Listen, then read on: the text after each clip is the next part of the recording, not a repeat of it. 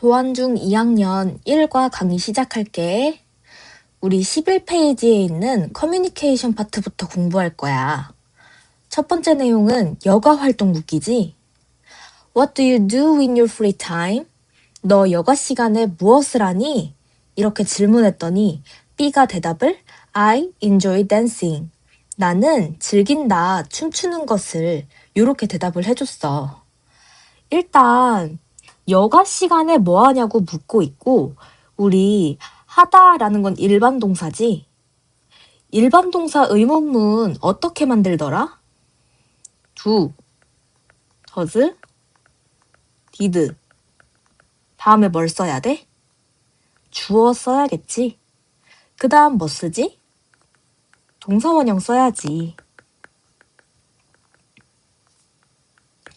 이렇게 질문하는 걸 일반 동사 의문문이라고 하지.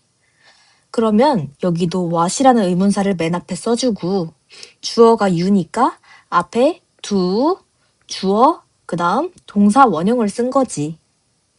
그리고 대답은 enjoy라는 동사를 봤을 때 enjoy의 목적어 자리에는 어떤 모양이 나와야 돼?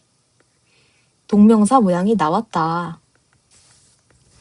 그래서 이 파트에서 공부할 내용은 상대방한테 여가 시간에 뭘 할지 물을 때 What do you do in your free time? 이라고 묻고 이에 대답할 때는 I usually, I like 또는 I enjoy, I love 등을 사용한대. 여기서 동사에 따라서 목적어 자리에 어떤 모양이 와야 되는지는 신경을 좀 써줘야겠지. 여가 활동을 묻는 표현 What do you usually do in your free time? 또는 How do you usually spend your free time? 자, 여기서 spend는 이제 시간을 보내다 라는 뜻을 가지고 있지. 너의 여가 시간을 어떻게 보통 보내니? 이렇게 질문하고 있는 거야. 두 번째로는 What do you like to do in your free time? 이렇게 질문할 수가 있어. What do you like to do in your free time? 너는 너의 여가 시간에 뭘 하는 걸 좋아하니? 이 표현이랑 같은 표현은 이제 How do you like to spend your free time? 또는 What do you enjoy doing in your free time이 있겠지. What do you like to do in your free time? 너는 너의 여가 시간에 뭘 하는 걸 좋아하니? 이 표현이랑 같은 표현은 이제 How do you like to spend your free time? 또는 What do you enjoy doing in your free time이 있겠지. 우리 like는 목적어 자리에 투부정사를 데려올 수도 있고 또는 ing, 동명사도 데려올 수 있지. 근데 enjoy는 어때? enjoy는 목적어 자리에 이렇게 동명사만 가능하다. to do는 안 돼. 두 번째, 이제 저렇게 질문을 했을 때 대답을 해야 될 거 아니야. 그러면 I usually make videos in my free time 또는 I like 또는 love 또는 enjoy practicing the piano. 나는 피아노 연습하는 것을 아주 좋아해. 또는 My hobby is painting pictures. 내 취미는 그림을 그리는 거야. 또는 I often do yoga in my free time. 나는 여가 시간에 종종 요가를 해. 이렇게 대답을 해야겠지. 근데 여기 대답이나 질문들에 보면은 usually, usually, often 이런 친구들이 보이네.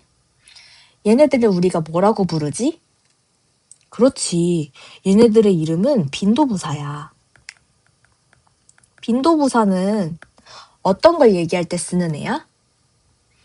맞아. 어떤 일을 얼마나 자주 했는지 물어보고 싶을 때 쓰는 부사야. 근데 빈도부사는 너무너무 유명한 공식이 있잖아. 바로 위치가 정해져 있다는 거야.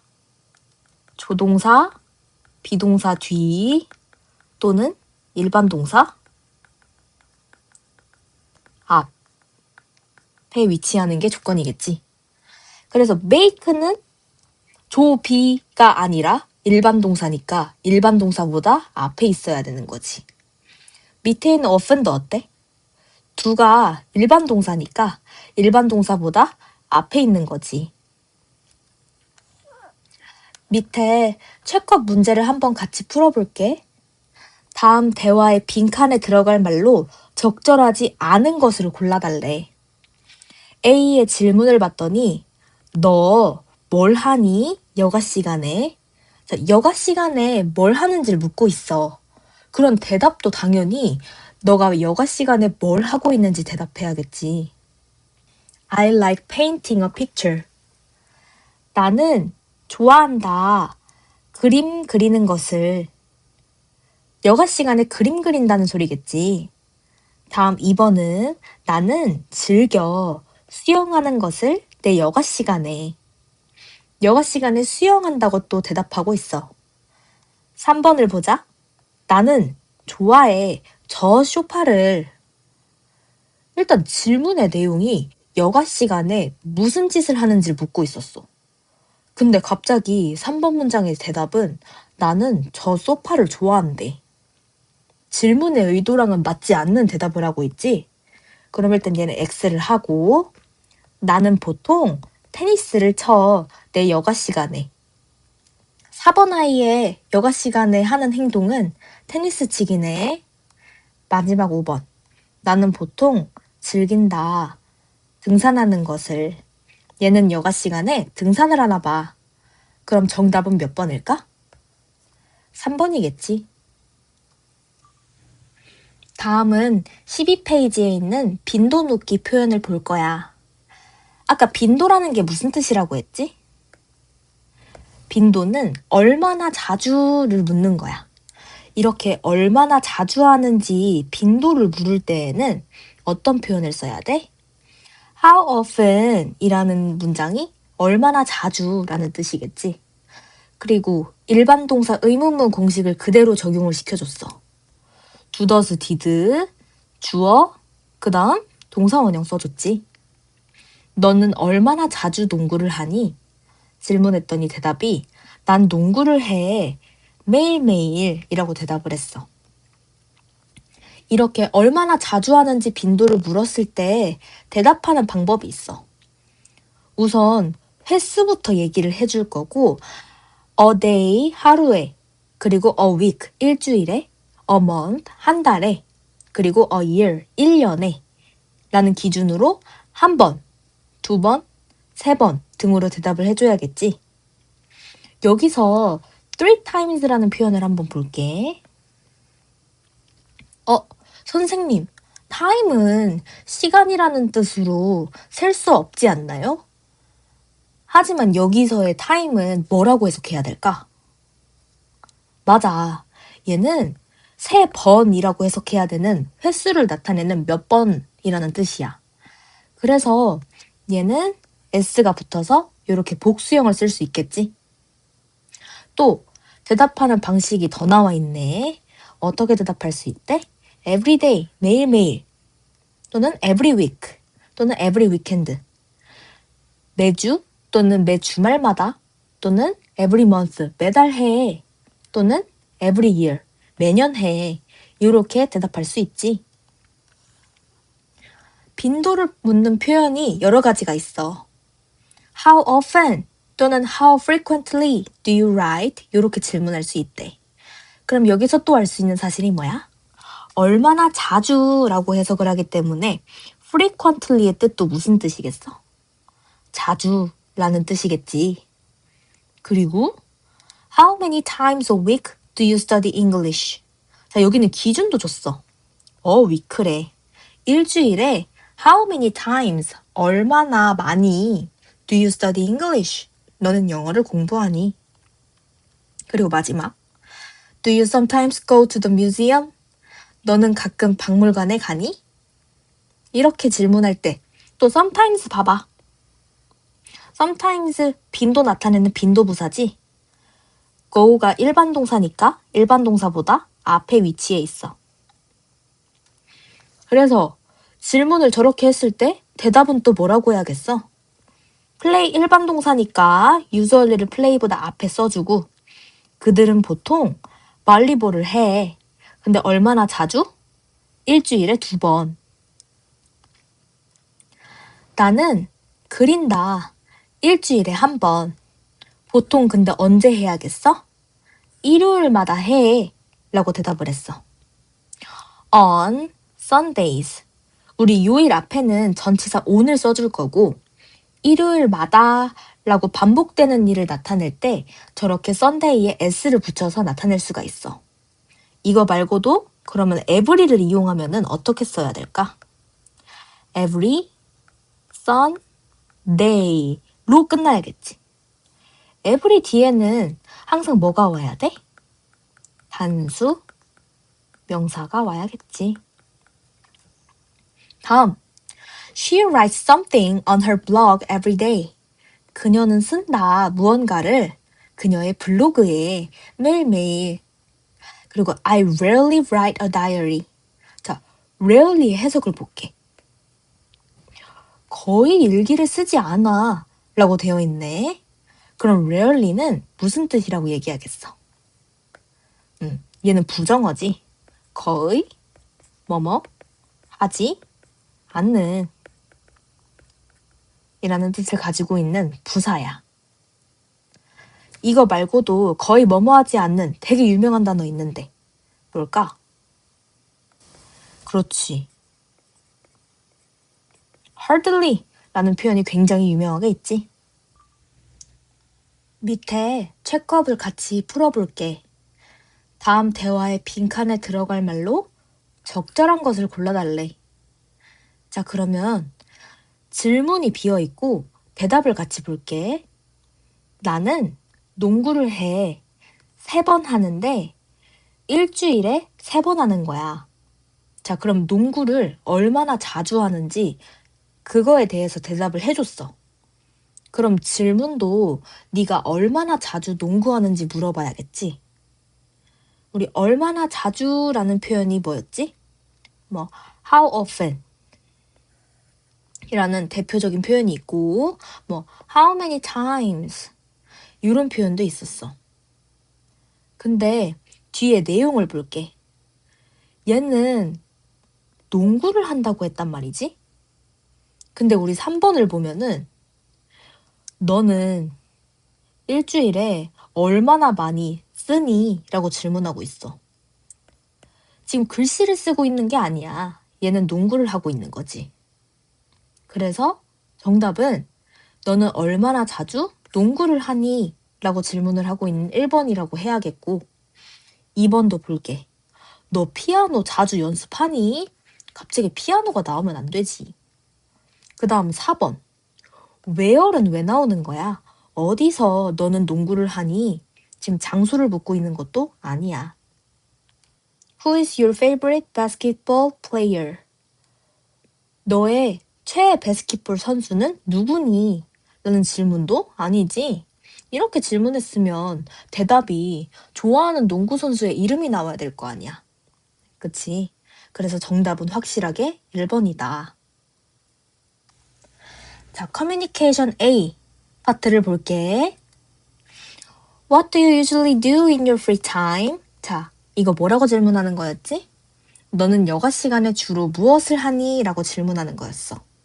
그랬더니 B가 I enjoy painting pictures. 나는 즐긴다. 그림 그리는 것을. 그랬더니 A가 That sounds good. 그거 좋은 것 같아. 이렇게 반응을 해줬어. 우리 사운드 작년 시험에 나왔던 내용이다. 이거 몇 형식의 무슨 동사야? 그렇지. 이 형식의 감각동사지. 감각동사 뒤에는 항상 어떤 품사를 쓰기로 했지요? 형용사 나와야 돼. 자, How often do you paint? 너 얼마나 자주 그림 그리니? 그랬더니 B가 뭐래? 나는 한 번 그림을 그리는데 일주일에 한 번 그림을 그려. 보통 일요일마다 그리는 거야. 이 표현이랑 바꿔 쓸 수 있는 표현이 뭐였지? Every Sunday. 이렇게 바꿔 써야겠지. That's great. 그거 멋진데. 아마 너는 그릴 수 있을 거야. 무언가를 날 위해서 언젠가. 다음 2번 볼게. What do you usually do in your free time? 너 보통 여가 시간에 뭐 하니? 그랬더니 B가 나는 즐겨. 뭘 즐겨? 피아노 연습하는 것을 즐겨. 어우, 정말 멋있다. 얘도 감각동사 뒤에 지금 형용사 써줘야겠지. How often do you practice the piano? 너 얼마나 자주 피아노 연습하니?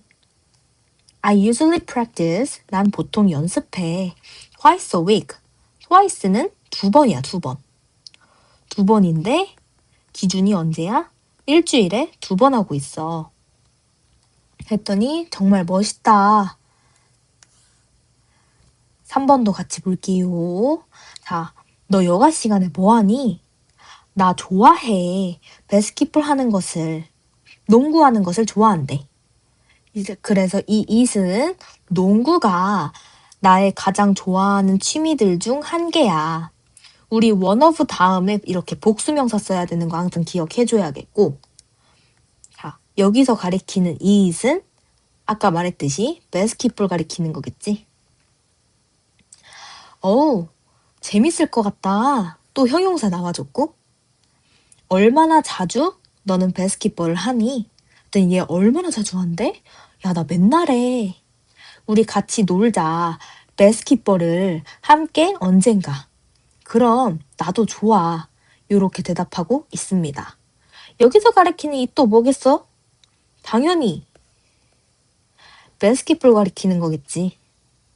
다음은 커뮤니케이션 C를 같이 볼 거야. 커뮤니케이션 C가 등장인물도 많고 가장 길잖아. 이 지문은 무조건 시험에 나오겠지.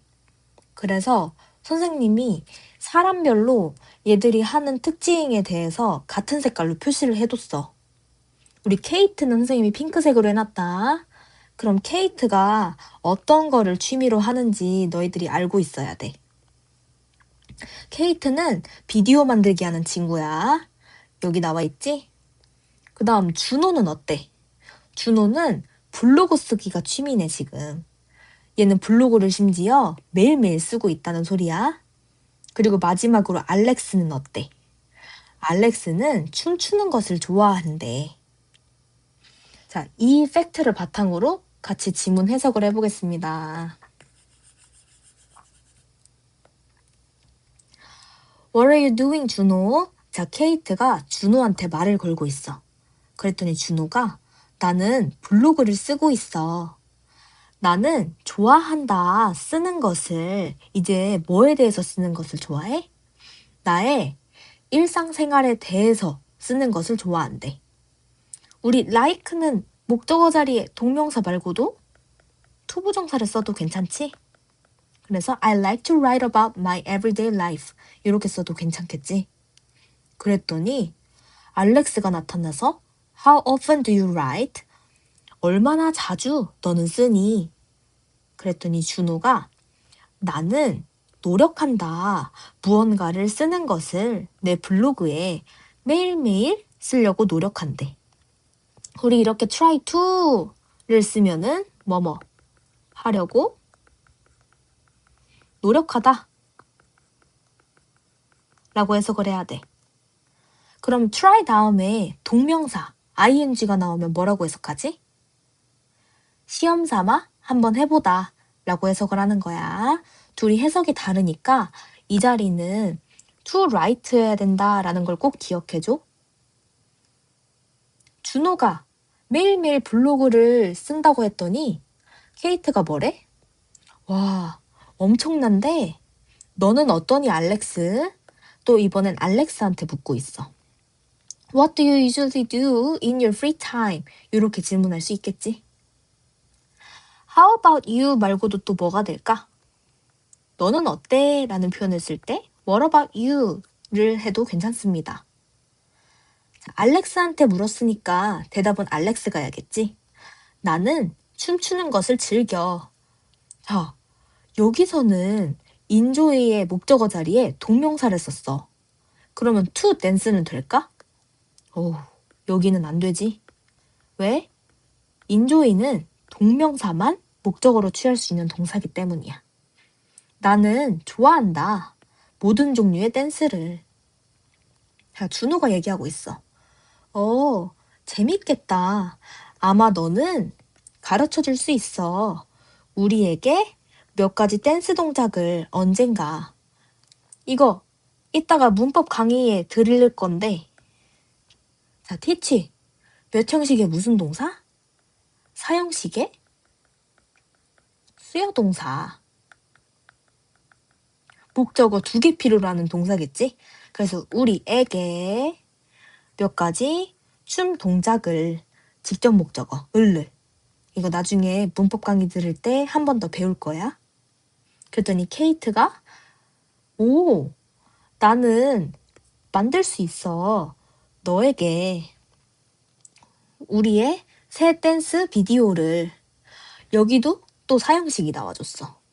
만들어줄 수 있다. 너희들에게 비디오를. 나는 보통 비디오를 만들어. 나의 여가 시간에. 그랬더니 알렉스가 정말? 정말 좋겠다. 준호도 와, 나 정말 기대돼. 자, 이거 기다릴 수가 없다는 거는 엄청나게 기대된다는 소리야. 마지막 랩업 지문을 한번 볼게. What do you usually do in your free time, 민호? 민호야, 너 여가 시간에 뭐 하니? 그랬더니 민호가 대답을 뭐라고 했어? 나는 좋아해. 기타 치는 것을. 자, 이번에 like가 동사일 때는 like도 목적어 자리에 투부정사를 취해도 괜찮지? 그랬더니 여자애가 얼마나 자주 너는 기타를 연주하니? 이시 가리키는 건 기타이겠고. 그랬더니 민호의 대답은 나는 연주한다 기타를 2번, 일주일에 2번 연주한대요. 이제 문법 공부를 같이 해볼게. 자, 첫 번째 문법. 수요 동사래. 너무너무 중요하겠다, 그치? 자, 수요 동사 하면 기억나야 되는 게 뭐야? 사형식이야, 사형식. 우리 사형식 기본 형태 뭐야? 라고 내가 맨날 질문하지. 그러면 주어, 동사, 다음에 간접 목적어, 그 다음 직접 목적어 라고 대답을 해줘야 되지. 우리 간목, 직목 해석 어떻게 하니? 라고 물었을 때 뭐라고 해야 돼? 뭐뭐에게, 뭐뭐을 이라고 해석하기로 했어. 우리 수여 동사라는 거는 이 수여하다라는 단어의 뜻을 좀 알았으면 좋겠어. 수여하다라는 건 기본적으로 주다라는 뜻을 가지고 있거든. 간접 목적어에게 직접 목적어를 주다라는 의미를 가지고 있어야 돼. 우리 주어 동사가 있으면 여기에 명사, 다시 명사가 오는 거야. 근데 이 문장을 해석을 어떻게 해야 된다고? 에게, 을을, 주다 라고 해석하는 걸 우리가 수여 동사가 들어있는 사형식 문장이라고 부르는 거야. 예문을 같이 볼게. I gave Mr. Snowman my scarf. 나는 줬다. 눈사람 씨에게 나의 스카프를. 그러니까 눈사람에게 내 스카프를 줬다. 아이오에게 디오를 줬다. 라고 해서 에게, 을을 주다. 라고 해석을 하고 있어.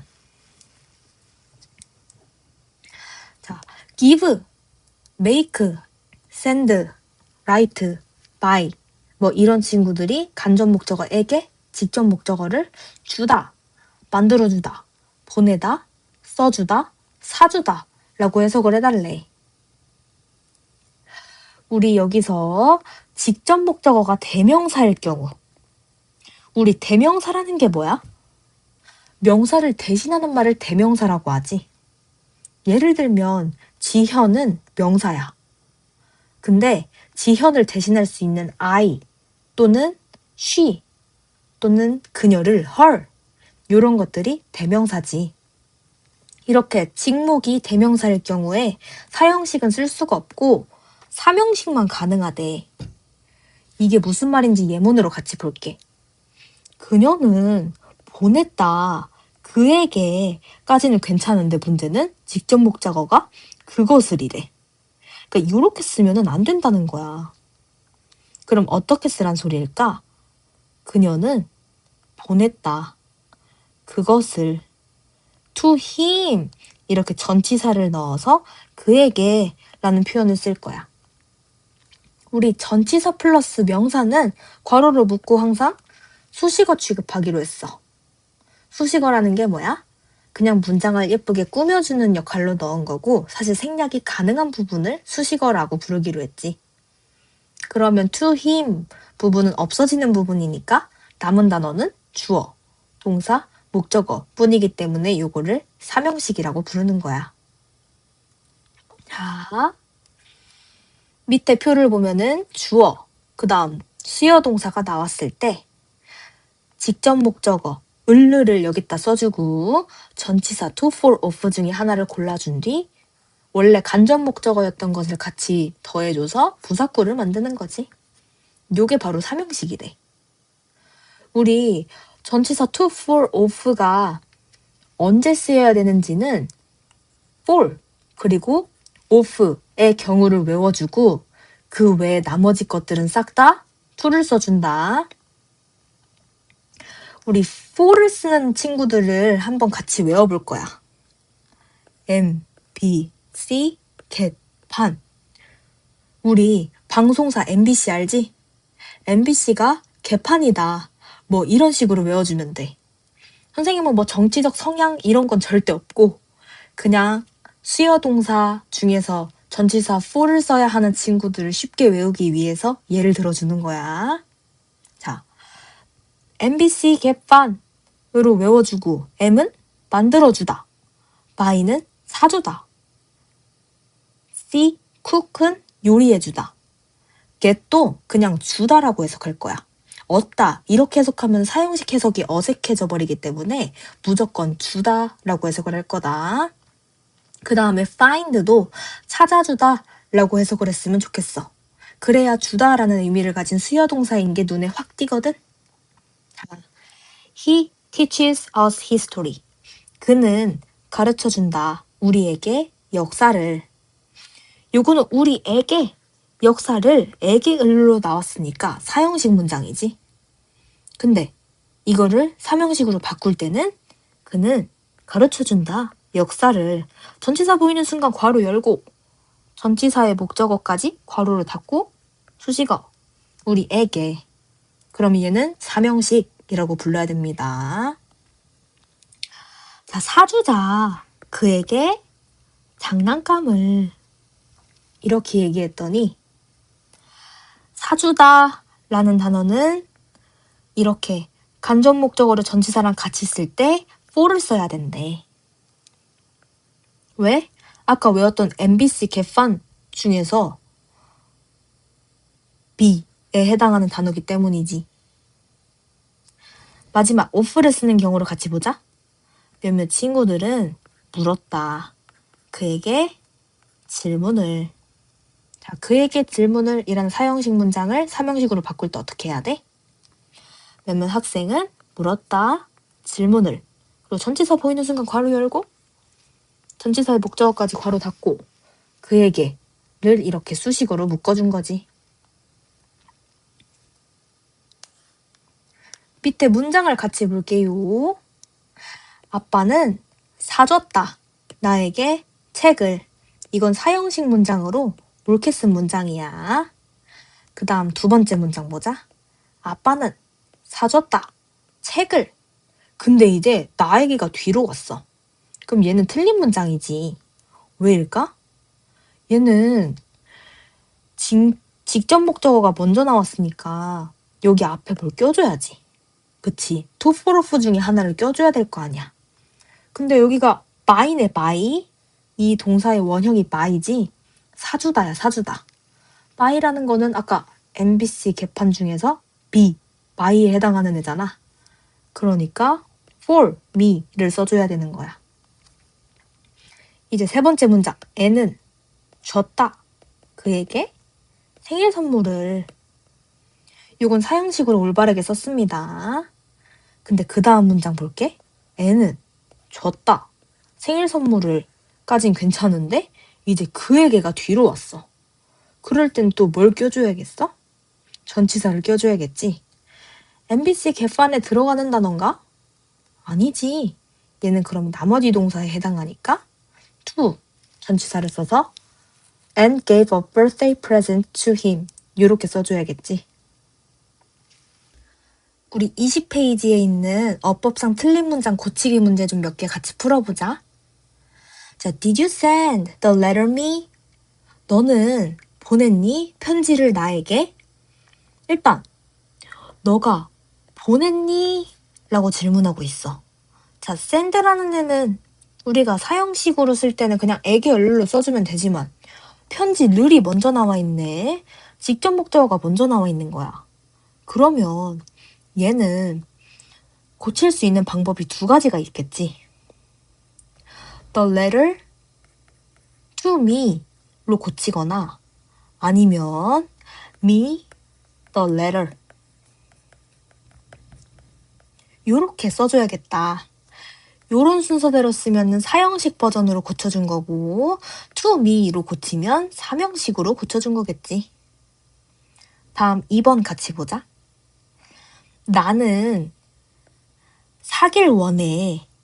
우리 여기 by를 동사로 볼게. 그럼 사길 원해. 너에게 선물을. 자, 너에게 선물을. 에게 을을 순서대로 나왔으면은 사형식이 맞잖아. 그러면 이렇게 전치사를 쓰면 안 되겠지. Buy you a present 이렇게 써줘야 돼. 다음 3번. 너 전달해 주겠니? 나에게 설탕을 이렇게 요청하고 있어. 얘도 나에게 설탕을 에게 을로 나왔으면 사형식으로 써야겠지. 그래서 이렇게 전치사 같은 거 쓰면 안 돼. 전치사 생기는 순간 우리가 괄호로 묶이잖아. 그래서 올바른 사형식을 쓰고 싶으면 저렇게 전치사를 간접목적어 앞에 쓰면 안 돼요. 다음 4번. 나는 빌려줄 것이다. 너에게 약간의 돈을. 자, 여기도 이렇게 문장을 보면 에게 을로 나왔는데 전치사를 쓰면 안 되겠지? 얼마나 쉬워, 이렇게. 나머지 문제들도 너희들이 열심히 한번 풀어봐. 그리고 모르는 거 있으면 선생님께 꼭 질문해. 우리 띵 형용사 문법을 한번 같이 볼게. 띵 형용사는 엄청 어려운 문법이 아니야. 그냥 말 그대로 개념을 이해해주면 되거든? 자, 띵으로 끝나는 대명사는 형용사가 뒤에서 수식한대. 우리 일반적으로 형용사라는 게 뭐지? 그래, 명사를 꾸며주는 애를 우리가 형용사라고 부르기로 했지. 뭐 형용사 제일 유명한 애 뭐 있어? cute, 귀여운 이런 단어가 있잖아. 우리 뭐 귀여운 고양이 얘기할 때 뭐라고 얘기해? cute cat 이렇게 얘기하지. 귀여운 고양이, 즉 형용사가 앞에서 뒤에 있는 명사를 꾸며준단 말이야. 근데 띵으로 끝나는 대명사는 오히려 형용사가 뒤에 있어야 된대. 그 예시를 한번 같이 볼게. 나는 먹고 싶어. 근데 뭐가 먹고 싶은데? 맛있는 무언가를 먹고 싶어. 딜리셔스가 맛있는 이란 형용사인데 앞에 something이 왔더니 뒤에서 앞으로 꾸며주고 있는 거야. 두 번째 문장 보자. Don't do, 하지마. 위험한 것을 하지마. 이렇게 얘기하고 있어. 다시 위험한이 형용사라서 형용사가 anything을 뒤에서 앞으로 꾸며주고 있지. 자, 세 번째 문장을 볼 건데 일단 nothing이라는 거는 뭐 아무것도 라는 부정의 의미를 가진 대명사잖아. 그럼 이렇게 부정어가 들어있을 때는 동사를 부정시켜서 해석하면 되거든. 뉴스는 말해주지 않는다. 우리에게 새로운 것을 말해주지 않는다. 라고 해석하면 돼. 새로운 이란 형용사가 뒤에서 앞에 있는 nothing을 꾸며주고 있어. 그 다음 이 문장에서 또 알 수 있는 사실이 뭘까? 우리 news라는 거는 그냥 소식이라는 명사거든? s가 붙어있다고 해서 얘가 복수명사가 아니란 말이야. 그래서 단수 취급하기 때문에 동사에 보면 3인칭 단수에 붙이는 s가 붙어 있습니다. 그래서 one, body로 끝나는 대명사도 마찬가지야. 형용사가 뒤에서 꾸며야 된대. 그녀는 만났다. 근데 이제 누굴 만났는데? 특별한 누군가를 파티에서. 스페셜이 형용사니까 형용사가 뒤에서 앞으로 someone을 꾸며주고 있습니다. 나는 보지 않았다. 짜증난 아무도 보지 않았다. 교실에서. 교실 안에 지금 짜증난 사람이 아무도 없단 소리겠지. 여기도 body로 끝나는 대명사를 upset이라는 형용사가 뒤에서 앞으로 꾸며주고 있어.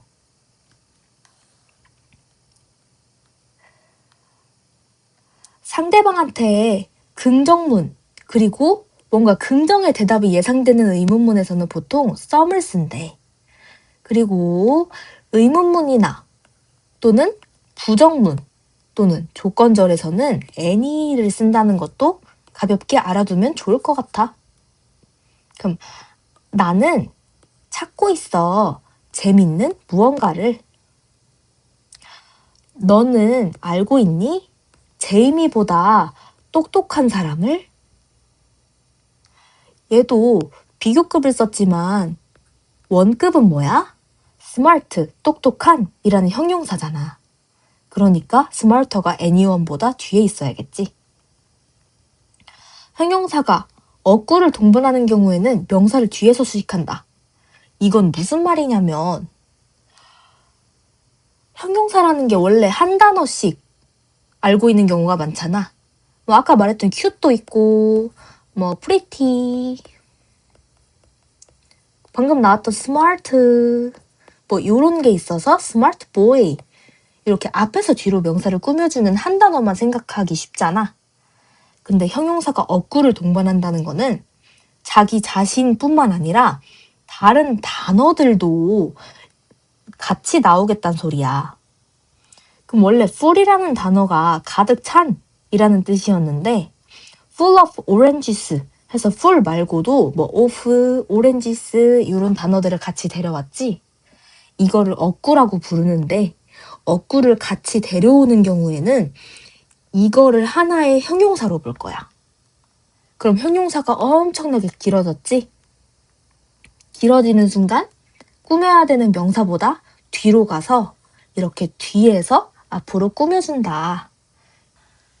띵 형용사는 아직까지 문법 문제로 나온 적이 없어서 띵 형용사 문제는 기출 문제는 없으니까 앞에 있는 문제들로 대체하고 우리 25페이지에 있는 도안중 기출 문제를 한번 같이 볼게. 그들은 동물보호소에 그 돈을 보냈다를 영작한 문장으로 옳은 것은 이라는 문제가 있습니다. 자, 그들은 동물보호소에 그 돈을 보냈다.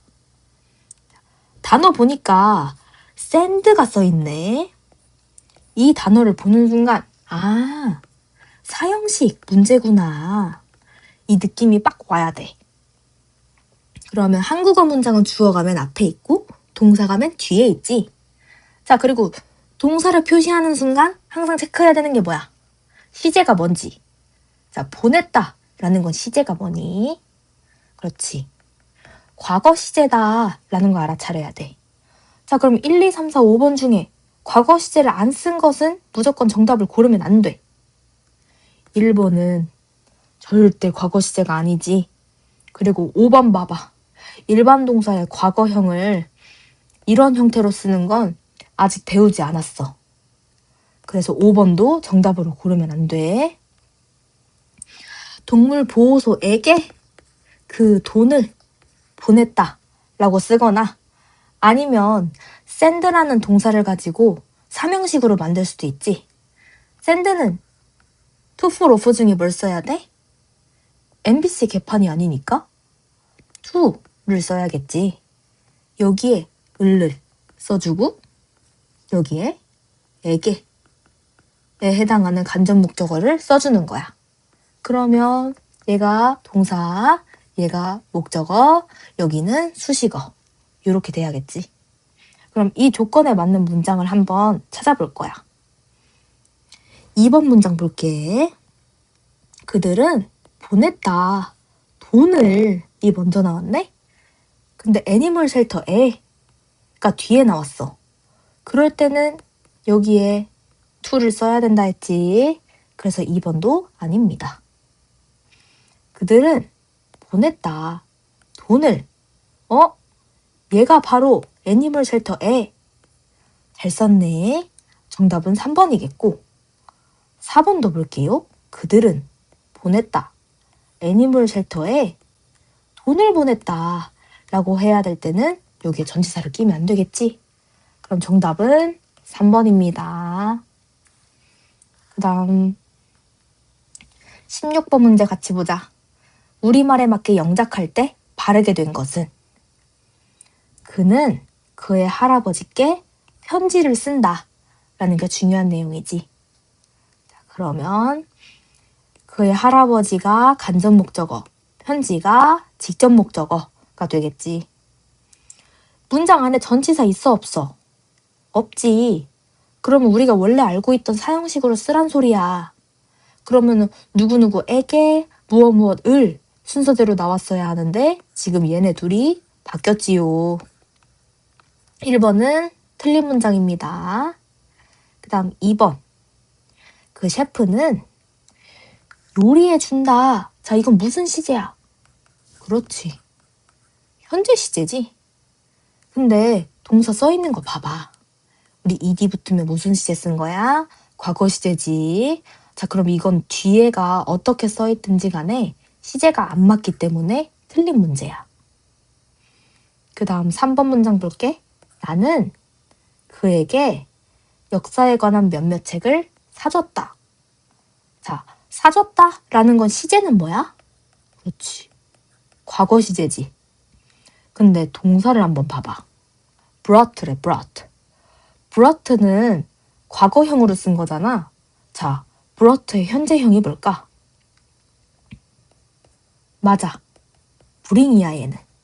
자, bring이라는 거는 가져다 주다야. 가져다 주다랑 사줬다 라는 단어는 다른 단어지. 사줬다는 by를 이용해서 과거형을 써야 되고 brought는 bring의 과거형이잖아. 둘이 아예 다른 단어란 말이야. 그래서 3번도 작문이 틀렸습니다. 자, 엄마는 나에게 새 휴대전화를 사주셨다. 시제 뭐야? 과거지. 심지어 사줬다라는 건 by를 이용해서 써야 돼. by의 과거형이 뭐라 했어? bought네. 자, 그럼 bought까지도 괜찮고. 자, 여기 안에 지금 전치사가 들어있네. MBC 개판 중에서 B, by에 해당하니까 for를 쓰는 건 맞아. 심지어 그러면은 단어 순서도 지켜야겠지. 전치사가 들어있으면 뒤에가 나에게가 나와야 되고 이 about 뒤에 직접 목적어 을을이 나와야 되지. 그랬더니 정답은 4번이었던 거지. 자, 그럼 5번도 한번 같이 고쳐볼 거야. 베니는 아이들에게 재밌는 이야기를 들려주었다. 자, 시제 뭐야? 과거 시제지. 과거 시제까진 괜찮게 썼어. 근데 문장 안에 지금 전치사가 없네. 그럼 원래 알고 있던 에게, 을을이라는 사형식으로 써야 되지. 그러면 얘도 마찬가지로 이 두 단어의 순서가 바뀌어야 합니다. 그래서 5번도 아니고 정답은 4번이야.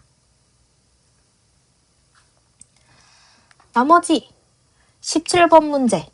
자, 17번 문제는 우리 친구들이 직접 풀어보세요. 이런 문제를 완벽하게 맞춰야 진짜 사형식을 마스터했다고 볼 수가 있어. 알았지? 꼭 다 맞아야 돼. 드디어 1과의 꽃, 본문을 공부할 수 있게 됐어. 자, 본문도 얼른 같이 공부해보자. 제목부터 볼게. Light up your days with special hobbies. 밝게 해라. 너의 날들을 뭘로? 특별한 취미들로 밝히래. 자, 첫 번째 문장부터 볼게. What do you usually do in your free time? 너 보통 무엇을 하니? 너의 여가 시간에. 우리 첫 문장부터 여가 활동 묻기 표현이 나왔어.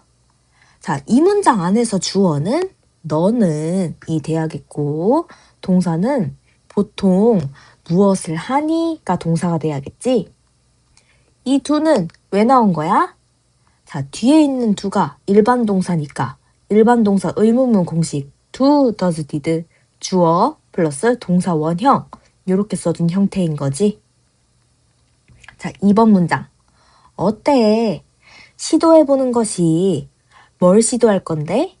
몇 가지 흥미로운 취미들을. 자, how about 하면은 뭐뭐 하는 게 어때? 라는 제한 표현이고 how about 말고도 what about 해도 괜찮아. 그 다음 우리가 about이라는 거는 품사가 뭐지? 맞아. 얘는 전치사야. 자, 우리 항상 공부하는 게 뭐야? 전치사 뒤에는 명사를 써야 되잖아. 그럼 이 ing의 이름을 뭐라고 불러야겠어? 동명사라고 해야 되는 거야. 자, 몇 가지 흥미로운 취미에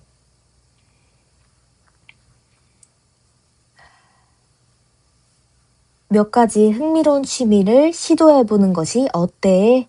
라고 2번 문장을 해석하면 되고, 자, 3번 문장 볼게. The activities below will add, 추가할 것이다. something new, 새로운 무언가를 to your life, 너의 인생에 새로운 무언가를 추가해 줄 거래. 자, 밑에 있는 액티비티들이 새로운 무언가를 추가해 줄 거라고 했으니까 밑에 이어질 내용이 뭐겠어?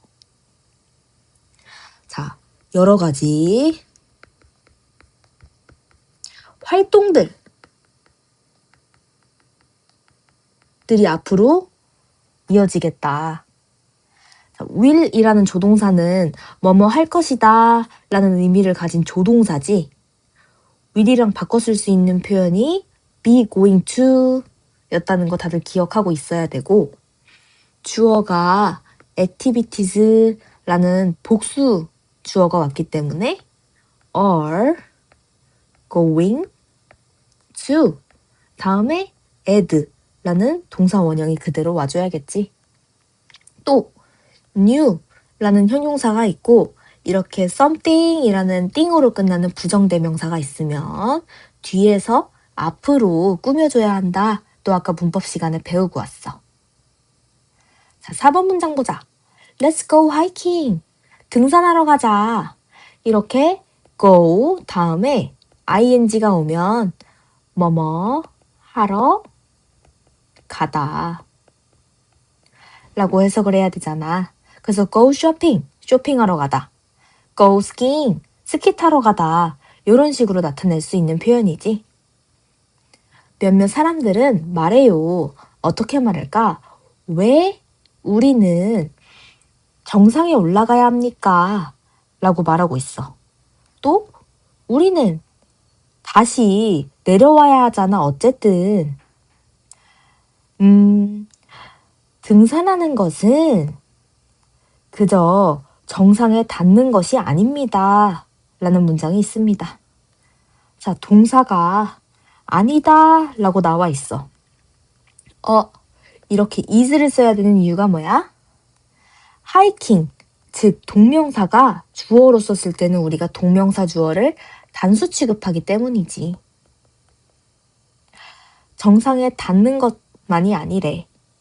이 reaching도 앞에 about이 있으니까 얘 이름은 동명사라고 불러야겠지. 자, 등산하는 것은 또한 여행을 즐기는 것에 대한 거래. 이 it이 가리키는 거는 앞에 나와 있는 hiking a mountain을 가리키는 거겠지. 자, 등산하는 것이 정상에 닿는 것만 의미하는 게 아니라 이제 여정을 즐기는 것에 관한 것이래. 놀라운 풍경을 봐라. 그리고 신선한 공기를 들이마셔라. 명령하고 있어요. 이렇게 동사로 시작하면 명령문이 되지. 자, 전치사 at의 목적어로 놀라운 경치를 써줬고, 다시 들이마셔라 라는 전치사 in의 목적어로 the fresh air를 써준 거지. 경치라는 것은 우리한테 놀라움을 주는 거잖아. 그래서 amazed가 아닌 amazing 이라는 형태를 써야 돼. 자, 10번. Why don't you go out and explore nature right now? 자, why don't you도 how about 같은 제한 표현이야. 뭐뭐 하는 게 어때? 라는 표현이고, why don't you go out? 밖에 나가 and explore. 그리고 탐험해보는 게 어때? 뭐를 탐험해야 돼? 자연을 지금 당장 탐험해보는 게 어때? 라고 말하고 있지. 두 번째 문단을 같이 볼게. 이제 쉬어보자. 퍼즐을 가지고 자, 위에선 등산하고 왔으면 이번엔 퍼즐을 가지고 함께 쉬어보재. 조심스럽게 놓아라. 조각들을 같이. 그러면 너는 잊을 거야. 너의 걱정들에 대해서. 다시 조심스럽게 놓아라 라고 해서 명령하고 있어요. 자, 퍼즐 조각들을 가리키는 거고, 이렇게 퍼즐 조각들을 놓으면 그러면 너는 잊을 거야. 너의 걱정들에 대해서. 걱정이 한두 개가 아니니까 너의 걱정들은 지금 복수 형태로 써줬지. 퍼즐을 푸는 것은 이라고 해서 퍼즐이 주어가 아니고 doing 이라는 동명사가 주어야. 그랬더니 동사를 다시 단수동사 is를 써준 거지. 퍼즐 하는 것은 좋다 라고 돼 있어서 굿이 꾸며주는 건 doing puzzles를 꾸며주고 있지. 뭐에 좋은데? 너의 마인드를 깨끗하게 하는 것에 좋대. for은 다시 전치사니까 이 clearing은 동명사를 써줘야 되는 거고. And guess what? 그리고 그거 아세요? When you put in the last piece, 너가 마지막 조각을 놓았을 때 You will feel great. 너는 기분이 좋을 거예요. 자, feel이라는 거 이 형식의 감각동사니까 감각동사 뒤에 지금 great라는 형용사를 써줬어. 근데 우리가 뭐뭐 할 때라는 의미를 가진 시간을 이끄는 부사절 접속사 when이 왔습니다.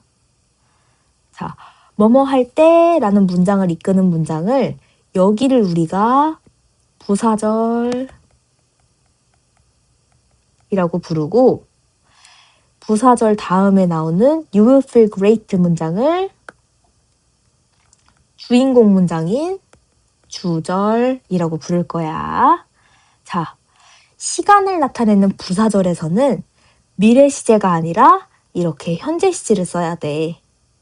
근데 지금 주절의 시제는 무슨 시제를 써놨지? will 때문에 미래 시제를 써놨잖아. 우리 부사절에는 미래 시제를 못 쓴다. 그래서 이 자리에 will, put 이렇게 쓰면 절대로 안 돼. 그것은 줄 것이다. 너에게 성취감을. 그것이 너한테 성취감을 준다는 것에서 그것이 가리키는 건 뭘까? 마지막 조각을 맞추는 것이 바로 이 it이 가리키는 내용이겠지? 마지막 퍼즐 조각 맞추기. 그래서 결국에는 퍼즐을 완성하는 것을 가리키는 거야. 자, give라는 거 사형식의 수요 동사니까 너에게 성취감을 에게 을을 순서대로 단어를 써줬고 grab a puzzle and enjoy. 퍼즐을 가지고 즐겨라 라고 얘가 퍼즐 하기를 추천하고 있습니다. 마지막으로 head to 어디 어디로 향하다 라는 뜻이니까 어디 어디로 가라 라고 명령하고 있습니다. 어디로 가야 되는데 부엌으로 가래. 몇 가지 베이킹을 위해서 부엌으로 가라고 명령하고 있어. 너희들은 만들 수 있어. 너 자신만의 쿠키를 만들 수 있습니다. 레시피를 따라라. 자, 레시피 스펠링 잘 봐줘. 우리 작년에도 나왔던 영수증이라는 단어랑 헷갈리면 안 돼.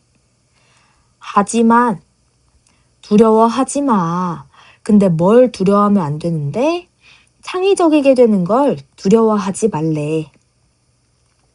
너가 쿠키를 만들 때 시도해라. 다양한 모양을.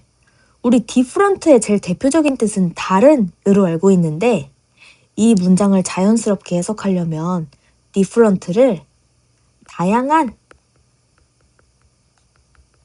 이라고 해석해 주는 게 굉장히 좋습니다.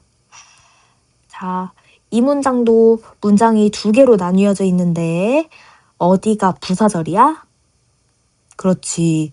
when이 들어있는 문장이 부사절. 그러면 뒷문장이 주인공 문장인 뭐라고? 뒤에가 주절이라고 불러야 합니다. 너가 쿠키를 만들 때 시도해라 다양한 모양을 뭐 같은? 고양이, 꽃 또는 심지어 너의 가장 좋아하는 캐릭터 같은 다양한 모양을 시도해보래. 이 like는 뭐뭐 같은 이라고 해석하고 있으니까 품사가 뭐겠어? 전치사 라고 얘기를 해야겠지. 그냥 표현해라. 너 자신을. yourself를 제기된 명사라고 부르는데 여기에 express you가 아니라 express yourself를 써야 되는 이유를 설명해 줄게. 이게 표현해라 라는 동사부터 나왔으니까 명령문이라고 했잖아. 근데 명령문은 사실 동사 앞에 you라는 주어가 생략되어 있어. 명령하는 건 당연히 앞에 있는 너한테 명령하는 거잖아. 그래서 주어 you를 굳이 쓰지 않아. 어쨌든 주어는 you라는 소리이기 때문에 자, 표현하다 너 자신을 yourself가 express, 표현하다의 목적어잖아. 그랬더니 주어랑 목적어가 같은 대상인 거야. 그럴 때는 목적어 자리에 이렇게 제기대명사 형태를 써야겠지. 그래서 이 자리는 you가 아니라 무조건 yourself를 써야 해. 그리고 여기가 베이킹의 하이라이트입니다. 자, 이 다음에 나오는 문장이 굉장히 중요하다는 소리겠지. 형광펜도 같이 한번 해볼까? 베이킹은 줍니다. 너에게 나눔의 기쁨을 줍니다. 라고 되어 있어. 일단 방금 해석했듯이 이 it이 가리키는 건 베이킹이겠지. 얘는 베이킹을 가리키고 it 단수니까 gives s 붙여주고 다시 수요동사 너에게 그리고 공유의 즐거움 직접 목적어를 써줘야겠지. 이 sharing도 off 때문에 동명사라고 불러야지. 구워라. 특별한 무언가를 너의 친구들이나 너의 가족들을 위해서. 여기도 something이라는 부정대명사를 스페셜 형용사가 뒤에서 앞에로 꾸며주고 있지. 그들은 사랑할 겁니다. 너의 쿠키들을. 여기서 가리키는 그들은 또 누구야? 너의 친구들 또는 가족들을 얘기해야겠지. What do you think about these hobbies? 너 이 취미들에 대해서 어떻게 생각하니? Why don't you try? 시도해보는 게 어때? One of them, 그들 중 하나를 지금 당장. 그것은 너의 날들을 불켜줄 거야. 라고 마무리를 짓고 있어. 자, 시도해보는 게 어때? 이것들 중 하나를 이라고 했는데 one of 다음에 아까 뭐 나와야 된다 했어? 복수 명사가 나와야겠지. 그럼 이 댐이 가리키는 것들을 한번 같이 따져보자. 첫 번째로 어떤 걸 추천했지? 등산하기가 있었어. 그 다음 두 번째로 뭐 했어? 그래, 퍼즐 맞추기가 있지. 그 다음 이번 지문에서 한 세 번째는 베이킹하기. 이렇게 세 가지 액티비티들을 이 화자가 추천을 했단 말이야. 이 세 개 중에 하나를 한번 시도해보는 게 어떠니? 그것이 바로 너의 날들을 밝혀줄 겁니다. 라고 지문을 마무리하고 있어. 마지막이야, 얘들아. 좀만 더 힘내서 모어 리딩까지 같이 공부 한번 해보자. 일단 이 글은 프린트에 있던 글인데 제목이 안 달려 있었어. 근데 이 글의 내용이 뭐였을까? 액팅 클럽에 대해서 광고하는 글이었단 말이야. 그래서 이 글의 종류를 Advertisement for an Acting Club 이라고 선생님이 한번 마음대로 지어봤어. 이거는 액팅 클럽을 위한 광고문이야. 1번 문장부터 같이 볼게. 나는 말해줄 거야. 너에게. 우리의 액팅 클럽에 대해서. 너는 생각하니 연기가 오직 배우들을 위한 거라고? 우리 이 접속사 대도 1학년 시험 문법으로 배웠어. 자, 너는 생각하니 이거라는 것을 생각하니 그래서 생각하다의 대상이 되는 목적어에 이렇게 문장이 왔단 말이야. 접속사 that을 써서 다시 연기가 이다, 이거라는 것, 이다 라는 문장을 가지고 think의 목적어로 써줄 때 저렇게 접속사 that을 써서 나타내주지. 그 와중에 목적어절을 이끌었기 때문에 이 that을 생략할 수 있습니다. It is not. 그렇지 않습니다. 여기서 말하는 그렇지 않다는 게 뭐가 그렇지 않다는 걸까? 연기는 배우들을 위한 것만이 아니래. 누구나 될 수 있어요. 훌륭한 배우가. 누구나 훌륭한 배우가 될 수 있습니다. 또한 너는 경험할 수 있어. 뭔가 특별한 것을 연기를 통해서. 자, 다시 something이라는 부정대명사를 스페셜 형용사가 뒤에서 앞으로 꾸며주고 있고요.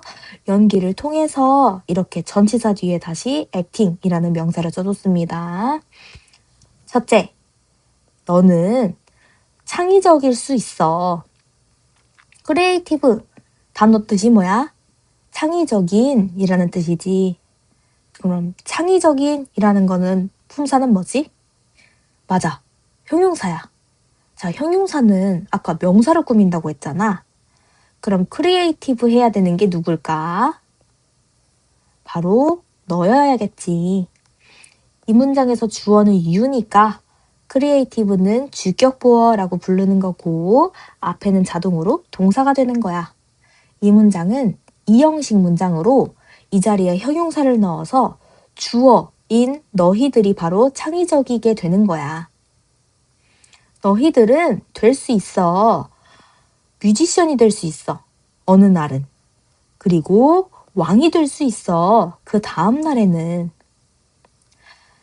다른 캐릭터가 되기 위해서 라고 해석을 하고 있지? 자, 뭐뭐 하기 위해서. 이거 무슨 용법이야? 지금 투부정사 보이잖아. 무슨 용법이야? 그렇지. 부사적 용법 중에서 목적을 나타내는 용법이지. 자, 이럴 때 바꿔 쓸 수 있는 표현이 뭐였지? in order to 또는 so as to become different characters 라고 써도 괜찮아. 너희들은 사용할 수 있어. 너희들의 상상력을. 자, 상상력이라는 명사 형태가 imagination 이라고 써야 되는 거 기억해 주세요. 다음, 너는 탐험할 수 있어. 새로운 경험들을. 그리고 새로운 감정들을 연기를 통해서. 그 다음 문단을 보자. 연기는 또한 줄 수 있습니다. 너에게 자신감을. 다시 give라는 사형식 동사를 써서 간접 목적어 너에게, 자신감 직접 목적어 을을 줄 수 있습니다를 썼고요. 너는 더 나아질 거예요. 자, better라는 건 비유급 형태잖아. 이거의 원급이 뭐지? 그렇지. good, 좋은 이라는 형용사가 원급이지. 원래 형용사였기 때문에 얘도 주어, you를 꾸며야 되는 이 형식 문장이고, 이제 뭐를 더 잘할 건데? 너 자신을 표현하는 것을 더 잘할 거야. 자, 아까 말했듯이 너 자신을 표현해야 되는 거야. 왜 그러냐면 주어가 you지. 그럼 표현하다의 대상이 되는 목적어도 너. 주어랑 같은 대상이기 때문에 지금 제기대명사 형태를 써줘야 되고, 앞에 전치사 있으니까 expressing 이라는 동명사 형태 써줬지. 대중들에게 너 자신을 표현하는 걸 더 잘해질 거야 라고 얘기하고 있습니다. When you practice acting, 너가 연기를 연습할 때, 자, 이거 무슨 문장이라고 부르지? 시간을 나타내는 부, 사, 절. 그리고 얘는 시간을 나타내는 문장을 이끄는 부사절 접속사라고 부르는 거지. 얘 이름은 접속사. 뭐뭐 할 때 라고 해석을 해줘야 돼. 너는 더 자신감 있게 느낄 거야. confident, 자신감 있는 이라는 형용사인데 다시 비유급 써줬습니다. 하지만 원급 자체는 형용사기 때문에 다시 이 형식으로 써줄 거고, 사람들 사이에서 더 자신감 있어질 거야. 그리고 너는 더 즐길 거야. 이 will, feel 이 첫 번째 동사면 다시 will, enjoy가 두 번째 동사라고 얘기해야 되고, 그들과 얘기하는 것을 즐길 거야 라고 해야 돼. 여기서 가리키는 그들은 또 누구겠어? 아까 있던 사람들이 돼야 돼. 게다가 더구나 너는 볼 수 있어. 사람들의 인생을 볼 수 있는데 뭘로 볼 건데?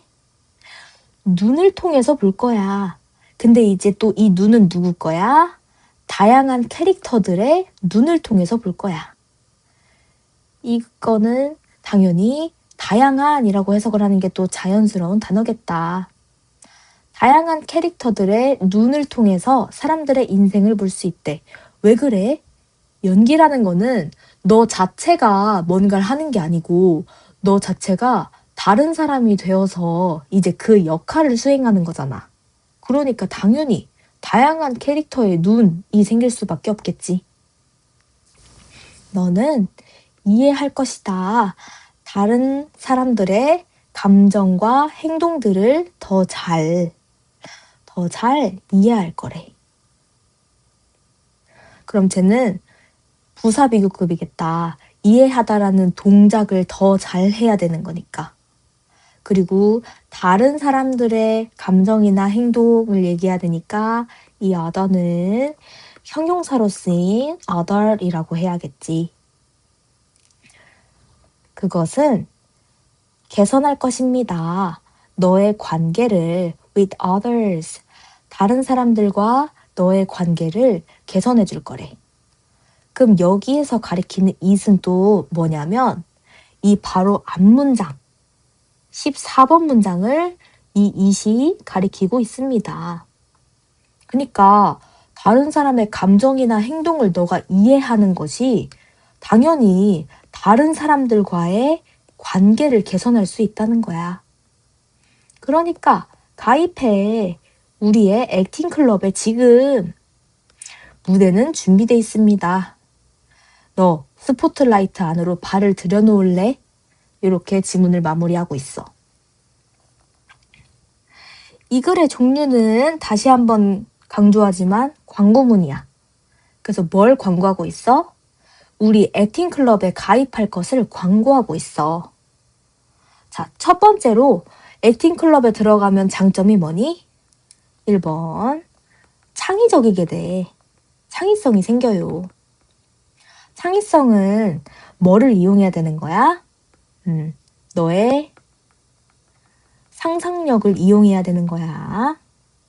그 다음, 두 번째. 자신감이 생긴대.